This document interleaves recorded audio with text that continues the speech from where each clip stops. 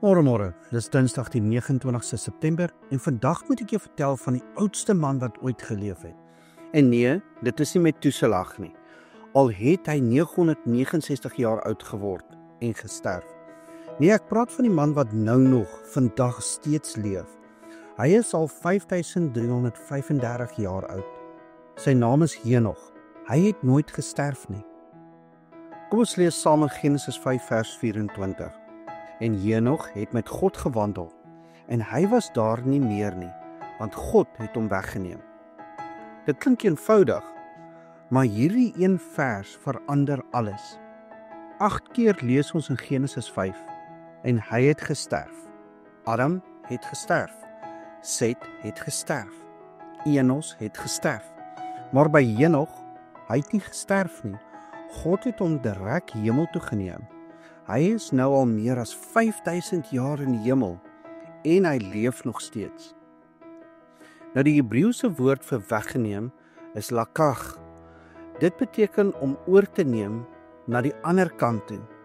Dis presies wat met Henog gebeur het. God het hom oorgeneem van aarde na hemel sonder om deur die dood te gaan en gewandel. Dis halak om voortdurend te beweeg, 'n lewenstyl van gemeenskap. Henog was die 7de van Adam af en in sy tyd het die wêreld verskriklik goddeloos geword. In Judas 1 vers 14 en 15 vertel ons dat Henog geprofeteer het en 4 keer gebruik hy die woord goddeloos. Hy sê, kyk, die Here kom met sy heilige 10.000 talle om oor almal oordeel te hou en al die goddelose onder hulle te straf oor al hulle goddelose werke wat hulle goddelooslik gedoen het. Weet jy wat die geheim was? Henog het so naby aan God geleef, dat God sy hart vir hom geopenbaar het. En wat is in God se hart? Liefde, ja, maar ook oordeel oor sonde. Jesus het 2 keer meer oor die hel gepraat as oor die hemel. Hoekom? Want dit is wat in Vader se hart is. Hy wil mense red voor die oordeel kom. Henog het die vloed geprofeteer, byna 1000 jaar voor dit gebeur het. Maar hy het ook verder gekyk. Hy het Jesus se wederkoms gesien. Hy sê, die Here kom met sy heilige 10.000 talle. Dis nie die eerste koms nie, dis die wederkoms wanneer Jesus as regter kom. Henog se wegname is 'n voorbeeld van die wegraping. In 1 Korintiërs 15 sê ons sal nie almal sterf nie, maar ons sal almal verander word. Net soos Henog direk hemel toe gegaan het, so sal ons wat in Christus is eendag direk opgeneem word. Die kruis het dit moontlik gemaak. Die vraag is, wandel jy met God? Nie net bidend nie, nie net kerk gaande nie, maar werklik diep, intiem met hom wandelend.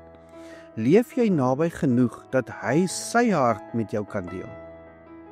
Kom ons bid saam. En as jy wil, kan jy jou oë toemaak en jou hart oopmaak voor die Here. Vader, ons kom vandag voor U en ons harte hunker om soos Henog met U te wandel. Ons erken dat ons so dikwels net by U verbyloop in plaas van met U te wandel. Vergeef ons, Here. Here, openbaar U hart vir ons soos U dit vir Henog gedoen het. Wys ons wat U pla.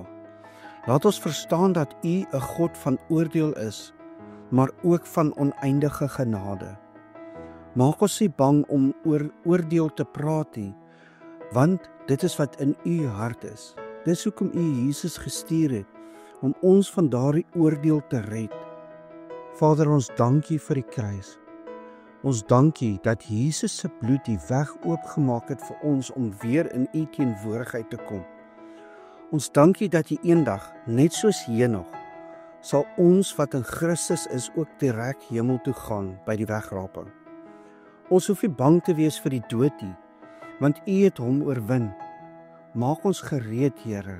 Laat ons wandel met U totdat U ons kom haal. En as daar vandag iemand is wat luister wat nog nooit Jesus as verlosser aangeneem het nie, Here, spreek nou tot daardie hart. Laat hulle weet dat die kruis vir hulle was, dat U wag vir hulle om net ja te sê. In Jesus naam, wat aan die kruis gesterf het sodat ons kan leef. Amen. en verklaar vandag saam met my: ek wandel met God elke dag van my lewe. God openbaar sy hart vir my. Ek is gereed vir Jesus se wederkoms. Ek sal nie sterf nie, ek sal oorgeneem word. En onthou, jy mag dalk die Bybel wees wat iemand vandag moet ontmoet. Die kruis was nie 'n fout nie, dit was die plan. En Heronog se wegname, dit was 'n voorskou van wat kom. Ek hoop jy het 'n geseënde Dinsdag.